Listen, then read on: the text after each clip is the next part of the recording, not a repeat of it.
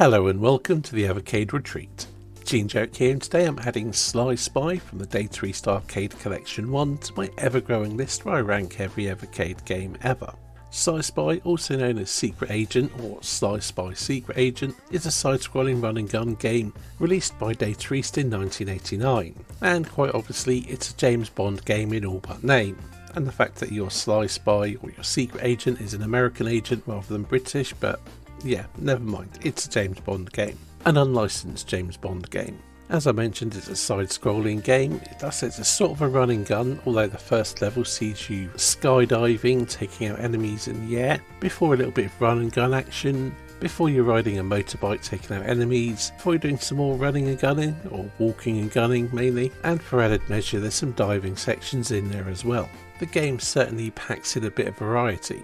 Graphically, the game is solid. I mean, everything looks the part, from your Bond-esque secret agent to the Ferrari he drives to the various enemies, which are ripped straight out of a James Bond film. Hell, you've basically got Jaws, Odd Job, you've got some tigers to fight, and of course a lot of generic goons. The environments also look the part. There's some nice little touches in the background as well, a poster for Chelnov and a decapitated Robocop, along with numerous other touches. Safe to say the presentation of this game is solid. The sound follows suit, with effective sounding gun noises and meaty thwacks for the punching sounds. The music is also really well done, very Bond inspired, although maybe not quite that memorable, but you can definitely see where it's taken inspiration from. Really, there's nothing to complain about with the audio and visuals on the game. On the gameplay front, as I mentioned, it is very varied, which is a definite bonus.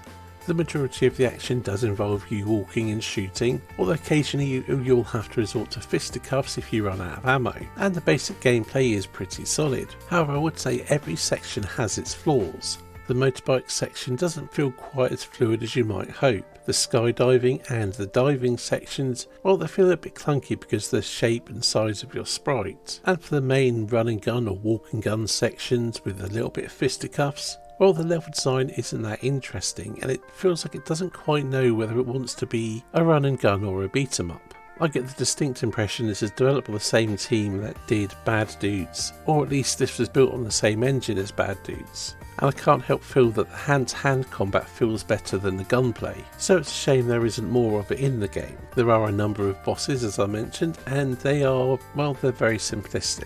Usually you just have to shoot them in the head, and you can often stand in one position and do just that and you'll win. I mean, you'll take a few hits, but yeah, you'll probably win.